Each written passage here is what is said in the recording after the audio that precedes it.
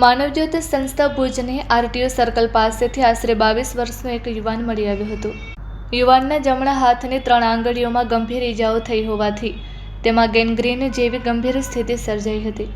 આંગળીઓમાંથી દુર્ગંધ પણ આવતી હતી, જેથી માનવજ્યોત સંસ્થાએ તાત્કાલિક તેની સારવાર માટે તેને જનરલ હોસ્પિટલમાં ખસેડ્યો હતો। તબીબી તપાસ બાદ આંગળીઓ કાપવાની જરૂરિયાત ઊભી થતાં માનવજ્યોત સંસ્થા પણ ચિંતામાં મુકાઈ હતી। યુવાનનો હાથ બચાવી શકાય અને શક્ય તેટલી સારી સારવાર મળી રહે તે માટે સંસ્થા દ્વારા સતત પ્રયાસો હાથ ધરવામાં આવ્યા હતા। ગંભીર તબીબી સ્થિતિને ધ્યાનમાં લેતા આંગળીઓ કાપવાની પ્રક્રિયા પણ જોખમી બની શકે તેમ હતી। દરમિયાન યુવાન પાસેથી મળેલી માહિતીના આધારે માનવજ્યોત સંસ્થાના સામાજિક કાર્યકર રીતુબેન વર્માએ બિહાર પોલીસની મદદથી તેના પરિવારજનોની શોધખોળ હાથ ધરી હતી। સતત પ્રયાસોના પરિણામે તેના પરિવારજનોનો સંપર્ક થતાં તેની માતા અને ભાઈ ભુજ આવી પહોંચ્યા હતા। ભુજની ઔધવરામ સર્જિકલ હોસ્પિટલના સેવાભાવી તબીબ ડૉક્ટર રાજેશભાઈ ગોરીએ પણ માનવતાના ધોરણે યુવાનની સારવાર કરી હતી।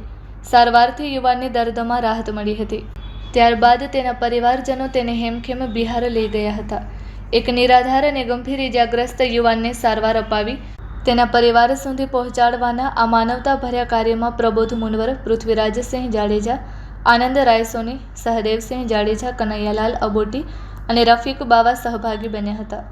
માનવજ્યોત સંસ્થાના આ પ્રયાસથી એક નિરાધાર અને મુશ્કેલીમાં મુકાયેલા યુવાનને માત્ર સારવાર જ નહીં પરંતુ પોતાના પરિવાર સુધી પરત પહોંચવાની તક પણ મળી હતી।